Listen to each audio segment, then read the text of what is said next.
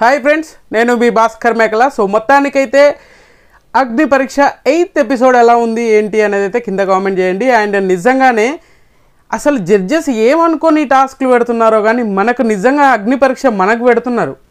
అక్కడ టాస్క్లు ఆడే వాళ్ళకి కాదు, అక్కడ జడ్జెస్కి కాదు, యాంకర్కి కాదు, అసలు బీబీ టీం ఏమనుకొని ప్లానింగ్ చేస్తుందో అర్థం అవ్వట్లేదు. కానీ నిజంగా నాకు అనిపించింది ఏంటంటే ఇది మైండ్ గేమ్ కాదు, అంతకు మించి గేమ్ అంటారు అనమాట. ఈ కిన్నర్ గార్డెను, ఎల్కేజీ యూకేజీ పిల్లలు ఉంటారు చూసారా, అలాంటి ఏదో పెట్టాలి అనుకుంటే, లేదంటే నాగ్ సార్ ఇంతకుముందుకు మన ఏమంటే సండే ఎపిసోడ్స్ వస్తాయి కదా, ఆ సండే ఎపిసోడ్లలో అప్పుడప్పుడు ఫన్ గేమ్స్ పెడుతూ ఉంటారు కదా, ఆ ఫన్ గేమ్స్లలో కన్సిడర్ చేయొచ్చు. వీళ్ళు అగ్ని పరీక్ష షోలో పెట్టే అగ్నిలాగా ఉండే విజ్ఞాన పరీక్ష మామూలుగా కాదనమాట. నిజంగా ఈ టీమ్ లీడర్ని సెలెక్ట్ చేయడమే పెద్ద అదిలా ఉంటే, ఇంకా ఈ నిజంగా మెయిన్ టాస్క్ అనేది మరీ వరస్ట్గా తయారు చేస్తున్నారు.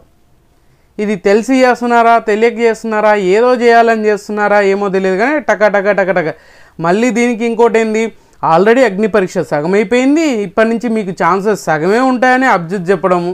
ఇది mind game, mental game and entertainment వేలో ఉంటుంది, మెంటల్లీ స్ట్రాంగ్ ఉండాలి అని చెప్పేసి.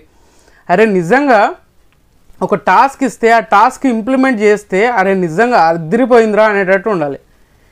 ఏదో చేద్దాం అనుకొని నిజంగా ఏదో చేస్తున్నారు. మొత్తానికైతే ఈరోజు ఎపిసోడ్ అయితే ఎలా ఉంది ఏంటి అని అంటే, ఈరోజు ఎపిసోడ్ సోజుగా ఉంది నిజంగా. కంప్లీట్గా కొంతమందికి న్యాయం జరుగుతుంది, కొంతమందికి అన్యాయం జరుగుతుంది, కొంతమందిని కావాలని టార్గెట్ చేస్తున్నారు, ఇలాంటివన్నీ చాలా జరుగుతూ ఉన్నాయి. మరి ఏం జరుగుతుందేమో. సో మొత్తానికి ఈరోజు ఎపిసోడ్లో వచ్చేసరికి నిజంగా ఇప్పటి నుంచి ఒక రెడ్ కార్డ్ లెక్క ఎల్లో కార్డ్ తీసుకొచ్చాను అని చెప్పేసి నవదీప్ గారు ఇంట్రడక్షన్ అద్దరగొట్టారు అనుకున్నా. మామూలు కాదు, షో ఎపిసోడ్ చూసినాక బెదరగొట్టాడు. ఏందో ఆ ఫన్ లేదో, ఆ ఫ్యాంటాస్టిక్గా ఉండాల్సింది ఫన్ వేలో కూడా లేకుండా పోతుంది అన్నమాట. సో కొత్తగా ఎల్లో కార్డ్ అనేది ఒకటి ఇంట్రడ్యూస్ చేశారు. ఎల్లో కార్డ్ నవదీప్ ఇస్తారంట. సో 2 సార్లు ఎల్లో కార్డ్ వచ్చిందని అంటే ఇంటికి పంపించేస్తారు అంట. సో ఇదే రెడ్ కార్డ్ అనుకున్నాం కదా మనం, రెడ్ కార్డ్ ఇదే అనుకుంటా. దానివల్లనే ప్రసన్న గారును అండ్ శ్వేతా శెట్టి వీళ్ళిద్దరు ఎలిమినేట్ అయ్యారా అంటే అదే ఉంటుంది. ఇంకా రివీల్ చేశారు కదా ఆ ఎల్లో కార్డ్ ఇద్దరికి 2 సార్లు వస్తే వెళ్ళిపోవడం అనేది. సో చూడాలి మరి ఏం జరుగుతుంది అనేది. నాకు అనిపించింది ఏంటంటే ఈరోజు కూడా సేమ్ ఎపిసోడ్లో ముగ్గురిని ఇంట్రడక్షన్ చేస్తారు. తర్వాత వీళ్ళు చెప్పాల్సిన ముచ్చటంతా చెప్పినా కదా. సో శ్రీముఖి చెప్తుంది మీ అందరికీ కూడా లక్ ఉండాలి అన్నది. నిజంగా ఇది లక్ ఫ్యాక్టర్లా లేదు, దిక్కుమాలిన ఫ్యాక్టర్లా తయారైందనమాట. నిజంగా నాకు అనిపించింది ఏంద్రా అనిపించింది. కానీ సో మనం ఎపిసోడ్ గురించి మాట్లాడుకోవాలి కాబట్టి మాట్లాడదాం. సో ఇలా అందరినీ టీమ్ లీడర్ని సెలెక్ట్ చేయాలి. ఇప్పటివరకు ఆల్రెడీ అందరూ ఉన్నారు కదా. సో మళ్ళీ కొత్త టాస్క్ కోసం మళ్ళీ 3 టీమ్ లీడర్ని పెడుతున్నాం. ఈసారి ఒక్కరు కాదు, ఇద్దరు కాదు, ఏకంగా 3 టీమ్ లీడర్లు ఉంటారు. ఈ టీమ్ లీడర్లని ఎలా సెలెక్ట్ చేస్తారు ఏంటి అన్నది కూడా ప్రాసెస్ ఏంటి అని అంటే, ఒక బాక్స్ తీసుకుంటారు, ఒక కాటన్ బాక్స్ తీసుకొని, పెద్ద బాక్స్ తీసుకొని దాంట్లో తీసుకొచ్చి అన్ని ఫ్రూట్స్ అన్నీ వేస్తారనమాట. ఆ ఫ్రూట్స్ ఏం చేస్తారు, చిన్నపిల్లలు మన ఓంకార్ అనే చెప్పారు చూసారా, ఒక కలర్ బాల్ దిగి ఆ కలర్ బాల్ వస్తే ఇల్లు వస్తారు అన్నట్టుగా ఇలా ఆ ఫ్రూట్స్ అన్నీ వేస్తారు. ఉన్న 15 మంది అందరు కలిసి ఒక ఫ్రూట్స్ తీయండి, అందులో నుంచి మీ చేతికి తగిలిన ఫ్రూట్ని తీసేయండి అని చెప్పినప్పుడు అందరికీ వస్తుంది. అందులో 3కి సేమ్ గ్రీన్ యాపిల్ వస్తుంది. అది ఎవరు, మన మనీష్ అండ్ నాగా అండ్ మన షకీబ్, వీళ్ళ 3కి సేమ్ గ్రీన్ యాపిల్ వస్తుంది. అండ్ మన పవన్కి అంటే ఆర్మీ పవన్కి అండ్ మన ఎవరు దాలియాకి, వీళ్ళిద్దరికి అరటిపండు ఇద్దరికి వస్తుంది అనమాట. సో ఈ 3ని సపరేట్ చేయండి, ఈ 2ని సపరేట్ చేయండి అన్నప్పుడు ఇదే లక్ అనమాట. ఈ లక్ మామూలు లక్ అనుకుంటున్నారా, ఒక రేంజ్ లక్ అనమాట. మరి టీమ్ లీడర్ అవ్వడం వల్ల ఏమైనా బెనిఫిట్ ఉంటుందంటే ఏమీ ఉండదు, ఇంకా రిటర్న్గా దొబ్బులు పడుతూ ఉండాలన్నమాట.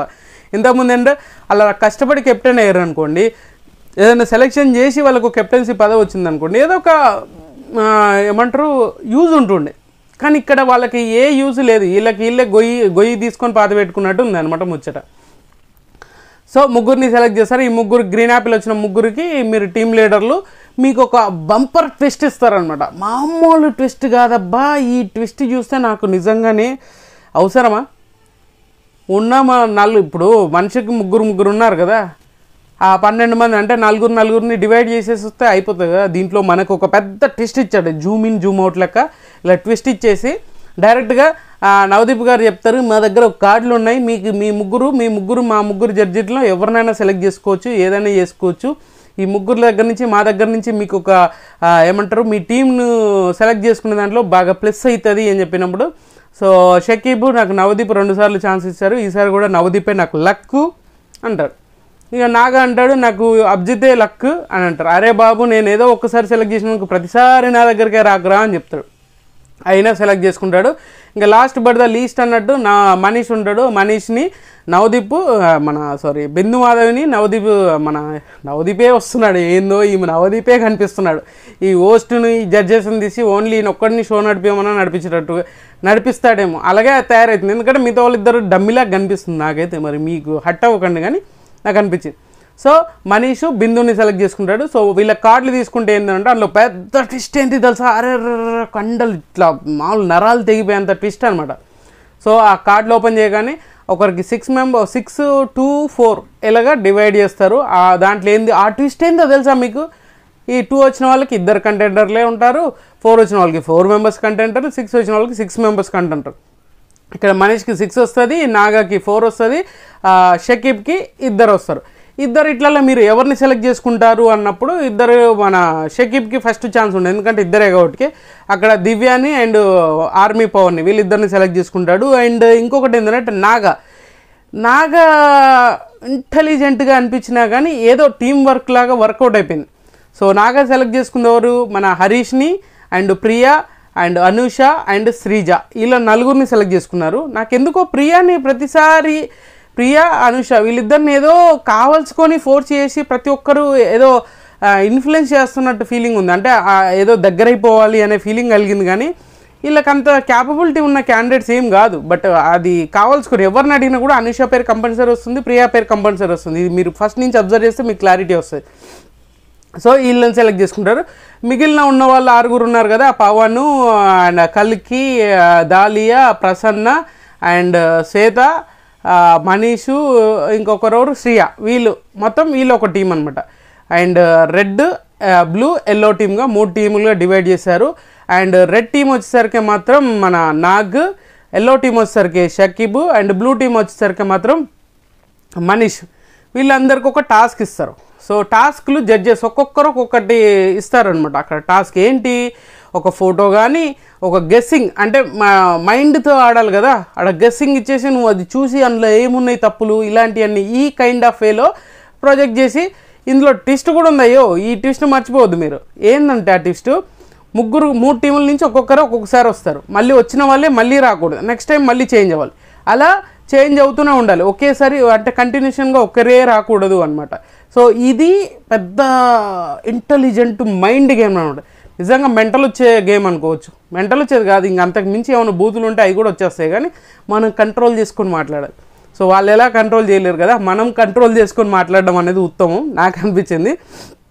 సో అలా 3 టీములుగా డివైడ్ చేస్తారు. 3 టీంలలో ఒక్కొక్క రౌండ్లు వచ్చేసినట్టుగా ఒక 6-8 టైమ్స్ వస్తుంది అనమాట. సో 8 టైంలో ఎక్కువ పాయింట్స్ మాత్రం నాగ్ వాళ్ళ టీం. ఈ నాగ్ వాళ్ళ టీం మ్యాక్సిమం టీం వర్కౌట్ అయిందన్నమాట. ఈ వర్కౌట్ చేసే దాంట్లో టీం లీడర్గా నాగ్ చాలా బాగా చేశాడు. ఎందుకంటే అందరికీ ఆపర్చునిటీస్ ఇచ్చాడు, ఎవరిని మిస్ చేయలేదు, ఎవరితో ఇబ్బంది పడకుండా ఓన్ డెసిషన్ తీసుకోలేదు. టీం అంటే టీం వర్క్ లాగానే పనిచేశాడు. అందుకనే ఆ టీం వర్క్ వల్ల ఖచ్చితంగా విన్నింగ్ ఛాన్సెస్ వస్తుంది అనేది క్లియర్గా అర్థమైంది. అదే జరిగింది కూడా. సో నాగ్ వాళ్ళు గెలిచారు, ఎందుకంటే 4 పాయింట్స్ వచ్చాయి వాళ్ళకి. ఒకటి మన హరీష్ తీసుకొచ్చాడు, శ్రీజానే 3 తీసుకొచ్చింది, ప్రియా ఒకసారి పోయింది తీసుకురాలేదు, నాగ్ ఒకసారి పోయిండు తీసుకురాలేదు. సో నాకు అది బాగా అనిపించింది. హరీష్ కూడా సెకండ్ టైం వెళ్ళాడు, ఓ పాయింట్ తీసుకురాలేదు. సో అలా సెకండ్ టైం అందరికీ సెకండ్ ఛాన్సెస్ వచ్చింది, 4గురికి సెకండ్ ఛాన్స్ వచ్చింది. అందులో నాగా 2 సార్లు పోయిండు, 2 సార్లు తీసుకురాలేదు. అండ్ ప్రియా ఒక్కసారి పోయింది తీసుకురాలేదు. అండ్ హరీష్ 2 సార్లు పోయిండు, 1 సారి తీసుకొచ్చిండు. ఇక్కడ శ్రీజ దుమ్ము లేపింది. బెస్ట్ పర్ఫార్మర్ ఎవరైనా ఉన్నారు అంటే శ్రీజ అనమాట. 3 పాయింట్స్ తీసుకొచ్చింది. ఆల్మోస్ట్ వాళ్ళ విన్నింగ్లో ఈమె కీ రోల్ పోషించింది. సో నాకు అది ఎందుకో అనిపించింది ఈమె బెస్ట్ అన్నట్టుగా. అండ్ అక్కడ మన షాకిబ్ వాళ్ళది కూడా, షాకిబ్ వాళ్ళు మ్యాక్సిమం ట్రై చేశారు. బట్ వాళ్ళకి షకీబ్ ఒకటి తీసుకొచ్చాడు అండ్ నెక్స్ట్ దివ్య ఒకటి తీసుకొచ్చింది. సో ఆర్మీ పవన్ ఏం తీసుకురాలేదు, వీళ్ళకి 2 పాయింట్స్ ఉన్నాయన్నమాట. సో మిగతాది ఉన్నది లాస్ట్ బట్ ద లీస్ట్ అన్నట్టు బ్లూ టీం అనమాట. ఎల్లో టీం కూడా 2nd పొజిషన్. బ్లూ టీం వచ్చేసరికి మాత్రం ఒక మనీష్ స్టార్టింగ్లో ఒక పాయింట్ వచ్చింది, మిగతా అన్ని పాయింట్లు బిస్కెట్ అయినాయి. అందులో ఈయన ఏంటంటే ఈ మనీష్ మరీ స్మార్ట్ ప్లే చేద్దాం అనుకోని చెప్పేసి వాళ్ళ టీంనే బిస్కెట్ చేశాడు. ఇది మెయిన్ కాన్సెప్ట్ ఏంటంటే టీం వర్క్ను ప్రజెంట్ చేసుకోవాలి. ఆ టీం వర్క్ని మిస్ చేసి నేను ఒకసారి వెళ్తా, వేరే వాళ్ళని ఒకసారి వెళ్తా, మళ్ళీ ఈయన తీసుకొచ్చిన 10 పాయింట్లు అన్నట్టుగా ఈయన ఓవర్ యాక్షన్. మళ్ళీ లేదు నువ్వు 2 పాయింట్లు. పవన్ క్వశ్చన్ చేస్తాడు, అంటే నువ్వు ఒక్కడే కాదుగా మిగతా వాళ్ళకు కూడా ఛాన్స్ ఇవ్వాలి, అడగాలి. ఇప్పుడు 2 టైమ్స్ వచ్చినప్పుడు నువ్వే 4 సార్లు పోయినప్పుడు 1 పాయింట్ తీసుకొచ్చావు, ఒక్కొక్కసారి పోయి తీసుకురాలేదంటే దానికి నువ్వు ఓవర్ యాక్షన్ బిల్డప్. మళ్ళీ ఇది కరెక్ట్ కాదు, ఇది ఓవర్ స్మార్ట్ ప్లే అనుకుంటున్నాడు, కానీ నిజంగా లాస్ట్కి వచ్చేసరికి పెద్ద డిజాస్టర్ లాగా మిగిలిపోతాడు. ఇక్కడ పవన్ క్వశ్చన్ చేసింది బాగానే ఉంది, అండ్ మన ప్రసన్న కుమార్ కూడా క్వశ్చన్ చేశాడు, కానీ అంత వ్యాలిడ్ కాదు. ఎందుకంటే తను లీడింగ్లో ఉంటేనే పోతాను అన్నాడంట, అది కరెక్ట్ కాదనిపించింది. నువ్వు స్పోర్టివ్గా తీసుకొని వెళ్ళాలనుకుంటే ఖచ్చితంగా వెళ్ళాలి, కానీ అది వదిలేసి పోవడం అనేది కరెక్ట్ కాదు. సో ఓవరాల్గా మన ఎవరు శ్వేతా శెట్టి కూడా క్వశ్చన్ చేస్తుంది, ఏంది లొల్లి అంటే ఒక్కసారి పోయినంత మాత్రాన మిస్ అయినట్టు, అంటే తెలివి తక్కువ అన్నట్టు కాదు కదా, నువ్వు మరీ అలా తీసి పడేయడం నాకు నచ్చలేదు అన్నప్పుడు. ఇది కూడా పాయింట్ లాజికల్గా. సో టీం వర్క్ ఉన్నప్పుడు వేరే ఎవరు వస్తారనేది డిస్కషన్ చేసుకోవాలి. మన స్క్రీన్ మీద చూపించేది టక్ టక్ మనం చూపించినా కూడా వాళ్ళకి డిస్కషన్ చేసుకునే టైం అయితే ఖచ్చితంగా ఇస్తారు. సో అంత ఫాస్ట్గా కట్ చేసే అంత సినిమా ఏమి లేదు, కొంత అట్లీస్ట్ 2-3 మినిట్స్ అనే టైం ఇస్తారు, ఆ టైంలో వీళ్ళు చేసుకోవచ్చు. బట్ బెస్ట్ పర్ఫార్మర్గా నాగా ఇచ్చారు, అండ్ వరస్ట్ పర్ఫార్మర్గా మనీష్కి వచ్చింది. అది మర్యాద మనీష్, మర్యాద అనొద్దు, ఇంకా మర్యాద లేదు ఫస్ట్ థింగ్. మనోడికి వచ్చింది. ఆల్రెడీ ఒక ఎల్లో కార్డ్ ఇచ్చారు, ఎందుకంటే ఇప్పటి నుంచి వరస్ట్ పర్ఫార్మర్ ఎవరు వస్తే వాళ్ళకు ఎల్లో కార్డ్ ఇస్తారు, సెకండ్ టైం వస్తే ఇంటికి బజాయించుడే.